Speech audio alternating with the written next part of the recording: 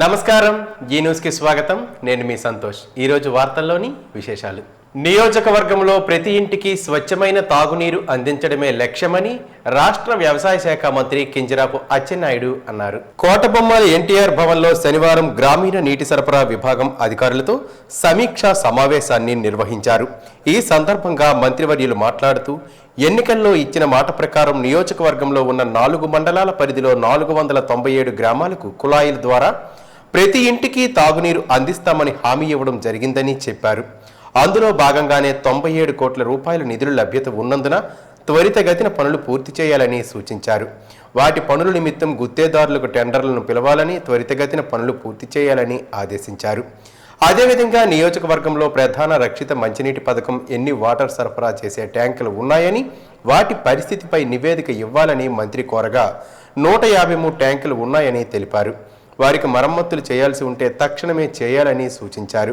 ప్రస్తుతం బాగానే ఉన్నాయని అధికారులు వివరించారు గత వైకాపా ప్రభుత్వంలో జల్ జీవన్ మిషన్ పేరు పనులు చేపట్టారని ప్రస్తుతం వాటి పరిస్థితిని మంత్రి వివరణ కోరగా బాగున్నాయని వివరించారు అదేవిధంగా గ్రామాల్లో అవసరమున్న చోట తాగునీరు బోర్లు వేయాలని సూచించారు తాగునీరు సమస్యలు లేని గ్రామాలుగా ఉండాలనేదే తమ లక్ష్యమని అన్నారు నీటి ఎదురెదురయ్యే గ్రామాలను గుర్తించి అక్కడ ఉన్న సమస్యలు పరిష్కరించాలని సూచించారు సమావేశంలో గ్రామీణ నీటి సరఫరా విభాగం అధికారులు భాషా రామకృష్ణ తదితరులు పాల్గొన్నారు జిల్లాకి తలమానికంగా నిలిచిన కోడిరామ్మూర్తి స్టేడియం పనులు వేగవంతం చేసే విధంగా చర్యలు తీసుకోవాలని గత ప్రభుత్వంలో ఈ స్టేడియంపై శ్రద్ధ కనబరచకపోవడం వల్ల పనులు జరగలేదని పనులు వేగవంతం చేసేందుకు చర్యలు తీసుకోవాలని ఏపీఎంఈడిసి మరియు షాప్ మేనేజింగ్ డైరెక్టర్ గిరీష్ని కలిసి శ్రీకాకుళం శాసనసభ్యులు గొండు శంకర్ వివరించారు అంతేకాకుండా శ్రీకాకుళం రూరల్ మండలం సింగుపురంలో నిర్మిస్తున్న నర్సింగ్ కళాశాల పనులు కూడా త్వరితగతిన పూర్తి చేసేందుకు చర్యలు తీసుకోవాలని కోరారు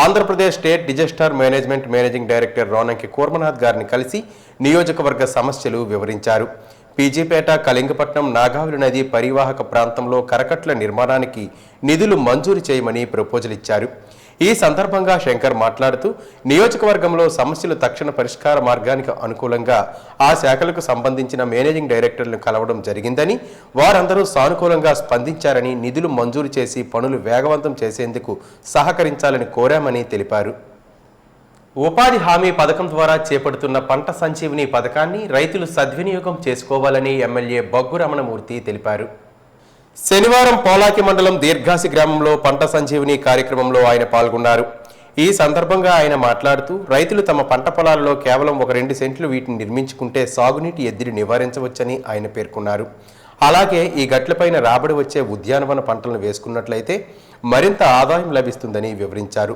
ఈ పంట సంజీవిని వలన వేసవిలో కూడా వ్యవసాయం చేసుకుని నీరు సమృద్ధిగా ఉంటుందని వీటిని అభివృద్ధి చేసుకోవాలని ఎమ్మెల్యే స్పష్టం చేశారు ఈ కార్యక్రమంలో మండల పార్టీ అధ్యక్షులు మిరియాపల్లి వెంకటప్పలనాయుడు మాజీ market committee chairman Bhairi Bhaskarrao మాజీ సర్పంచ్ పల్లి సూరిబాబు తదితరులు పాల్గొన్నారు ప్రతి విద్యార్థి తన గురించి తాను తెలుసుకుని తనలోని సామర్థ్యాలను సాధనా మార్గం వైపు నడిపించడమే విజయానికి సోపానమని ప్రతి విద్యార్థి నైతిక విలువలు పాటించాలని డాక్టర్ పులకండం శ్రీనివాసరావు శనివారం అన్నారు ఎన్సీసీ మేజర్ కళాశాల బీబీఏ విభాగాధిపతి వంగ మహేష్ అధ్యక్షతన స్థానిక మున్సపేట గురజాడ విద్యా సంస్థలలో వ్యక్తిత్వ సామర్థ్యాలు నైతిక విలువలు నాయకత్వ లక్షణాలు అంశంతో జేసీఐ శ్రీకాకుళం మెయిన్ అధ్యక్షులు కోన అనిల్ కుమార్ ఆధ్వర్యంలో అవగాహన కార్యక్రమాన్ని నిర్వహించారు ఇందులో భాగంగా జోన్ ట్రైనర్ జేఎఫ్ఎఫ్ రాధాకృష్ణ తన సమయాన్ని వెచ్చించి విద్యార్థులకు అమూల్యమైన సమాచారాన్ని అందించి మాట్లాడుతూ కళాశాలలో గురువులు అందించిన వేల కొలది ఉపదేశాలు సూక్తులు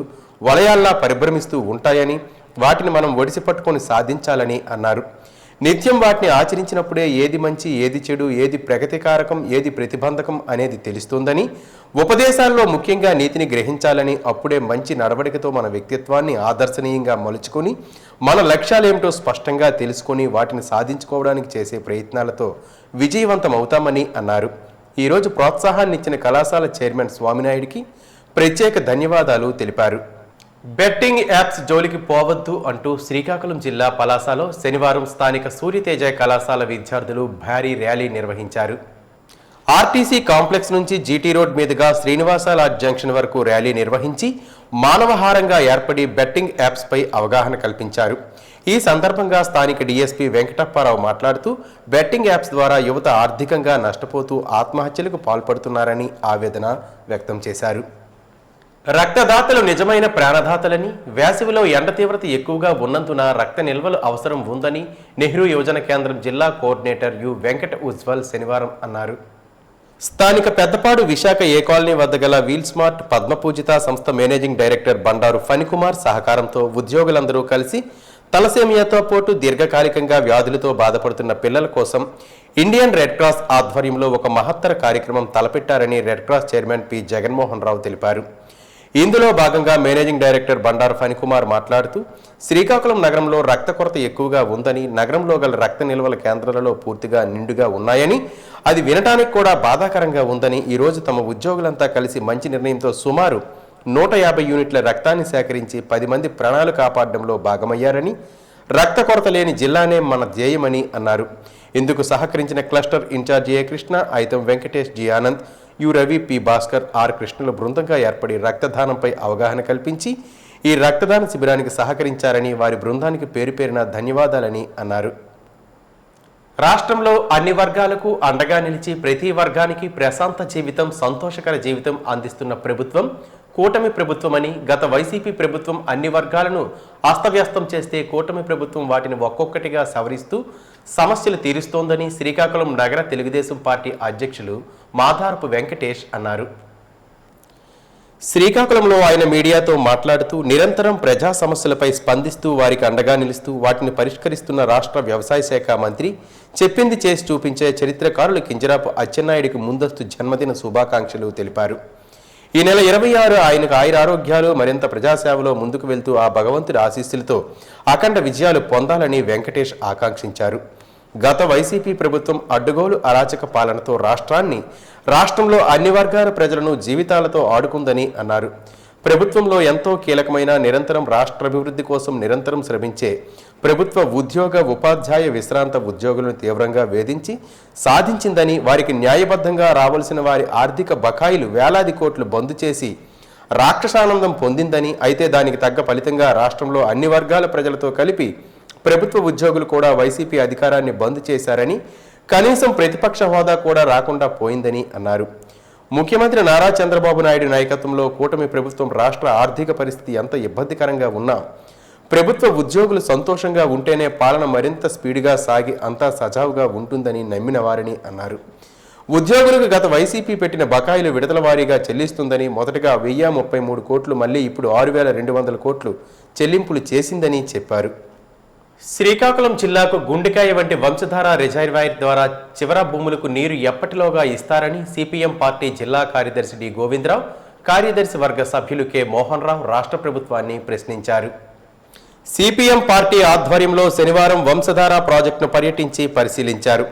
ఈ సందర్భంగా వారు మాట్లాడుతూ వంశధార రిజర్వాయర్కు నీరు రావాలంటే నేరేడు బ్యారేజ్ నిర్మాణం జరగాలని, లేదా తక్షణం లిఫ్టుల ద్వారా రిజర్వాయర్ నింపి 2 పంటలకు నీరిస్తే జిల్లాలో 2,50,000 ఎకరాలు గ్యారంటీగా నీరు అందించి సంవత్సరానికి జిల్లాకు 2,000 కోట్ల రూపాయల ఆదాయం వస్తుందని వారు అన్నారు. దీనివలన ప్రజల ఆదాయం పెరుగుతుందని, ప్రజల కొనుగోలు శక్తి పెరుగుతుంది, తద్వారా అనేక అనుబంధ పరిశ్రమలు వస్తాయని, కూలీలకు ఉపాధికి దొరుకుతుంది, వలసలు నివారించబడతాయని చెప్పారు. జిల్లా అభివృద్ధి చెందాలంటే ప్రజల భూములను కార్పొరేట్ కంపెనీలకు ఇవ్వడం ద్వారా కాదని, సాగునీటి ప్రాజెక్టులు నిర్మించడం ద్వారానే సాధ్యమని వారు అన్నారు. శ్రీకాకుళం జిల్లా అభివృద్ధి చెందాలంటే వంశధార జలాలను వినియోగించడం ద్వారా ప్రజల ఆదాయం రెట్టింపు అవుతుందని వారు తెలిపారు. జిల్లా అభివృద్ధి చెందాలంటే రిజర్వాయర్ పూర్తి చేసి దానికి అయ్యే ఖర్చు ఏడాదిలోనే వస్తుందని, మరి ఎందుకు పూర్తి చేయడం లేదో వ్యవసాయ శాఖ మంత్రి కింజరాపు అచ్చెన్నాయుడు ప్రజలకు సమాధానం చెప్పాలని, బడ్జెట్లో ఎందుకు పూర్తి స్థాయిలో నిధులు కేటాయించడం లేదో వారిని ప్రశ్నించారు. శ్రీకాకుళం జిల్లా వెనుకబాటుకు కారణం పాలకుల నిర్లక్ష్యమే అని వారు విమర్శించారు. వంశధార ప్రాజెక్టు నిర్మాణానికి అనుకూలంగా వంశధార ట్రిబ్యునల్ తీర్పు ఇచ్చినప్పటికీ కేంద్ర ప్రభుత్వం గెజెట్ నోటిఫికేషన్ వేసి ఎందుకు అమలు చేయడం లేదని, కేంద్రంలోనూ రాష్ట్రంలోనూ కూటమి ప్రభుత్వమే అధికారంలో ఉందని వారు అన్నారు. 2007లో ప్రారంభించిన వంశధార రిజర్వాయర్, వంశధార నాగావళి అనుసంధానం మరియు ఆప్సోర్ రిజర్వాయర్ కోసం రాష్ట్ర ప్రభుత్వం నిధులు కేటాయించకపోవడంతో నేటికి 18 సంవత్సరాలు కావస్తున్న రిజర్వాయర్ పనులు పూర్తి కాలేదని వారు విమర్శించారు. పాలకుల విధానాల వలన జిల్లా వెనుకకు నెట్టబడుతుందని, ఆదాయం కోల్పోతుందని వారు అన్నారు. వంశధార రిజర్వాయర్ 21 గ్రామాల ప్రజల త్యాగాలతో నిర్మించారని, నీరు రాకపోవడంతో అదొక పెద్ద చెరువుగా నిరుపయోగంగా మిగిలిపోతుందని అన్నారు. వంశధార బ్యారేజ్ నిర్మాణం చేసి 50 సంవత్సరాలు పూర్తి కావస్తుందని, ఆధునీకరణ కోసం 1500 కోట్లు అవసరమవుతుందని నిపుణులు చెబుతున్నప్పటికీ కేంద్ర ప్రభుత్వ సంస్థ నుండి నిధులు ఎందుకు తేవడం లేదని కేంద్ర మంత్రి కింజరాపు అచ్చెన్నాయుడిని వారు ప్రశ్నించారు. నిర్మించి 50 సంవత్సరాలు పూర్తయింది, శిథిలావస్థకు వచ్చింది. ఈ రోజు దాని ఆధునీకరణకి 1500 కోట్ల రూపాయలు అవసరము. దానికి రాష్ట్ర ప్రభుత్వం ఒక్క పైసా కూడా కేటాయించలేదు. ఏ క్షణంలోనే కూలిపోవచ్చు. కూలిపోయిందంటే ఈ శ్రీకాకుళం జిల్లా 50 సంవత్సరాలు వెనక్కి వెళ్ళిపోతుంది. ఎందుకు మీరు ఆధునీకరణకి నిధులు కేటాయించలేదు? ఈ జిల్లా ప్రజలకి సమాధానం చెప్పాలని చెప్పి మేము డిమాండ్ చేస్తాం. ఈరోజు కేంద్ర మంత్రి గారు ఉన్నారు, రామ్మోహన్ నాయుడు గారు. ఏమంటే రామ్మోహన్ గారు, మీరు సింపు నుండి కేంద్ర ప్రభుత్వం నుండి మీరు నిధులు ఎందుకు తేవడం లేదని మేము ప్రశ్నిస్తున్నాం. ఈ రోజు సింపు నుంచిగా నిధులు వస్తే ఈ రోజు ఈ ఆధునీకరణ మొత్తం పూర్తవుద్ది, శివర భూముల వరకు నీరు వెళ్తుంది. ఆ విధంగా ఆధునీకరణ చేయాలా, లేకపోతే పోరాటం చేస్తామని చెప్పి హెచ్చరిక జారీ చేస్తున్నాం. ఈ సమస్య పరిష్కారం కోసం ప్రజల మద్దతుతో పోరాటాన్ని ఉధృతం చేస్తామని చెప్పి హెచ్చరిస్తున్నాం. తిరుపతి నగరంలో మే 15 నుంచి 18 వరకు జరిగే అఖిల భారత యువజన సమాఖ్య 17వ జాతీయ మహాసభలను జయప్రదం చేయాలని ఏఐవైఎఫ్ జిల్లా అధ్యక్ష కార్యదర్శులు బొత్స సంతోష్, కొన్న శ్రీనివాసరావు పిలుపునిచ్చారు. ఈరోజు స్థానిక క్రాంతి భవన్లో ఏఐవైఎఫ్ జాతీయ మహాసభల లోగోను ఆవిష్కరించారు. అనంతరం వారు మాట్లాడుతూ తిరుపతి నగరంలో మే 15 నుంచి 18 వరకు ఏఐవైఎఫ్ 17వ జాతీయ మహాసభలు నిర్వహించడం జరుగుతుందని, మొదటి రోజు దేశ నలుమూలల నుండి వచ్చే వేలాది మంది ఏఐవైఎఫ్ నాయకులు, కార్యకర్తలతో ర్యాలీ, బహిరంగ సభ నిర్వహించి అనంతరం అన్ని రాష్ట్రాల నుండి 1000 మంది ప్రతినిధులు మహాసభలో పాల్గొంటారని అన్నారు. ఈ మహాసభలో భారతదేశంలో విపరీతంగా పెరుగుతున్న నిరుద్యోగ సమస్యపైన, మతం పేరుతో జరుగుతున్న దాడులపైన, ప్రభుత్వ రంగ సంస్థలను ప్రైవేటు పరం చేస్తూ దేశంలోని యువతను శాశ్వత నిరుద్యోగులుగా మారుస్తున్న కేంద్ర రాష్ట్ర ప్రభుత్వ విధానాలపైన సుదీర్ఘంగా 3 రోజుల పాటు చర్చించి భవిష్యత్తులో Bhagat Singh national guarantee employment act తీసుకువచ్చి దేశంలోని నిరుద్యోగ సమస్యను పరిష్కరించాలని 17వ జాతీయ మహాసభలు వేదిక కానున్నాయని అన్నారు. ఈ మహాసభకు అధిక సంఖ్యలో యువతీ యువకులు, నిరుద్యోగ యువత పాల్గొనాలని ఈ సందర్భంగా వారు కోరారు. 10వ తరగతి పరీక్షల నిర్వహణ ప్రహసనంగా మారింది. స్లిప్ టెస్టుల కంటే అధ్వాన్నంగా పరీక్షలు జరుగుతున్నాయి. పబ్లిక్గానే చూచిరాతలు రాయిస్తున్నారు. ఎచ్చెర్ల మండలం కుప్పిలి మోడల్ పాఠశాల కేంద్రంగా జరుగుతున్న 10వ తరగతి పరీక్షల వ్యవహారం రాష్ట్రంలోనే సంచలనం కలిగించింది. శుక్రవారం జరిగిన ఇంగ్లీష్ పరీక్ష నిర్వహణలో అవకతవకలపై ఏకంగా 15 మంది ఉపాధ్యాయుల సస్పెన్షన్, 5గురు విద్యార్థుల డిబార్ ఉపాధ్యాయ విద్యార్థి వర్గాల్లో కలకలం రేపింది. ఈ పాఠశాలలోని ఏబీ కేంద్రాల్లో మొత్తం 425 మంది విద్యార్థులు పరీక్షలు రాస్తున్నారు. ఈ కేంద్రంపై మొదటి నుంచి ఆరోపణలున్నాయి. ఈ ఏడాది మాత్రమే ఈ కేంద్రంలో మాస్ కాపీయింగ్ జరిగిందనుకుంటే తప్పులో కాలేసినట్టే. పరీక్షల ప్రారంభానికి ముందే హెల్పింగ్ ఫీజుగా కొంత మొత్తాన్ని వసూలు చేయడం ఈ కేంద్రంలో ఎప్పటి నుంచో ఉందన్న ఆరోపణలు ఉన్నాయి. ఈ ఏడాది కూడా అదే ఆనవాయితీని కొనసాగించారు. పరీక్ష నిర్వహణకు హాజరయ్యే సిబ్బందికి టిఫిన్, మంచి భోజన సదుపాయం కల్పిస్తుంటారు. ఇక శుక్రవారం జరిగిన సంఘటన విషయానికి వస్తే ఈ కేంద్రం నిర్వహణలో జరుగుతున్న అవకతవకలు, చూచిరాతలపై రాష్ట్ర విద్యాశాఖ ఉన్నతాధికారులకు ఫిర్యాదులు వెళ్లాయి. ఈ విషయాన్ని సీరియస్గా తీసుకున్న విద్యాశాఖ డీఈఓ ఎస్ తిరుమల చైతన్య పర్యవేక్షణలో 4 బృందాలు ఒకేసారి ఈ కేంద్రంలో తనిఖీలు నిర్వహించారు. ఏబీ కేంద్రాల్లోని మొత్తం గదులన్నింటినీ పరిశీలించి బయట నుంచి వచ్చిన స్లిప్పులతో సిబ్బంది సమక్షంలోనే విద్యార్థులు రాయడాన్ని గుర్తించారు. అంతేకాకుండా ఇన్విజిలేటర్లు, సిబ్బంది చూచిరాతలకు విద్యార్థులకు సహకరిస్తున్నారనే విషయం తేటతెల్లమైంది. 10వ తరగతి మార్కుల ఆధారంగా IIIT సీట్లు కేటాయిస్తుండటంతో ఇలా బరితెగించారన్న విమర్శలు ఉన్నాయి. ప్రతి ఏడాది ఇదే పరీక్షా కేంద్రంలో పరీక్షలు రాస్తున్న విద్యార్థులకు IIIT సీట్లు రావడానికి ఇదే కారణమని చెప్పకనే చెప్పొచ్చు.